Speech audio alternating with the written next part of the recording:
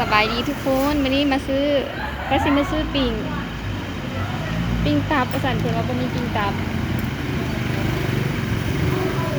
ทุกคนมีเอาหอย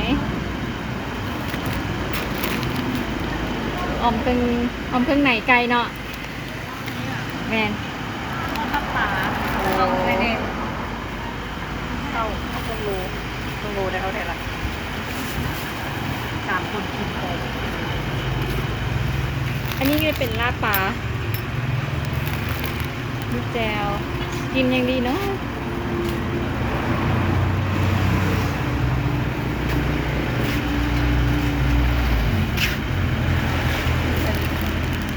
แจวทุกคน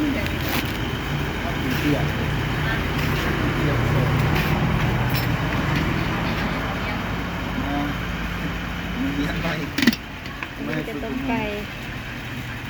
มีชื่อได้ไหมนะมีชื่ออะไร อันนี้กับน้ำหวาน มีชื่อเลยเหรอ ไม่หันมีตำมีแจนี่ก็จะมีตำพร้อมด้วยทุกคน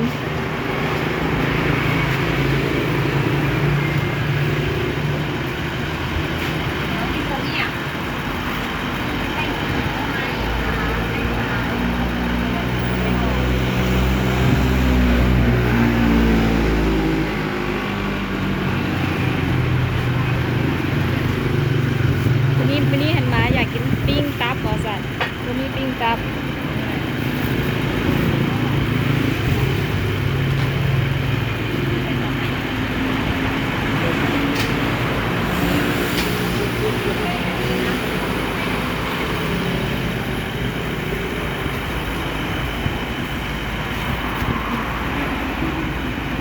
หลายปีแล้วเนาะ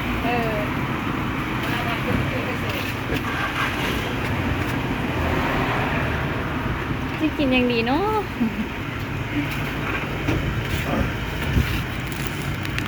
เอาเข้าให้หน่อยนะ5,000เลย ได้ ที่เรากินยา อ่ะเอาอ้อมหอยให้ได้เดี๋ยวทุกคนได้อ้อมหอย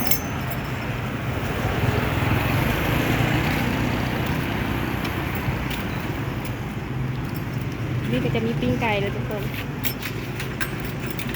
ปิ้งไก่น่ารัก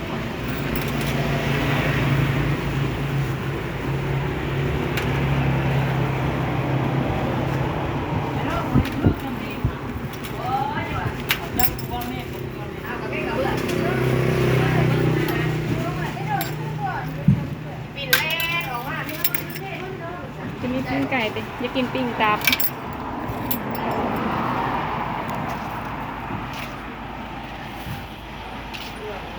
ก็จะประมาณนี้ด้วยทุกคน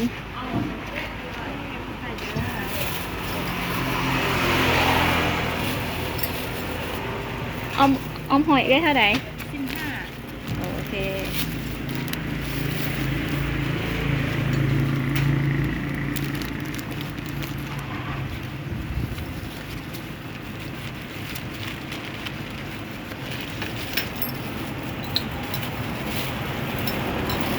ทุกคน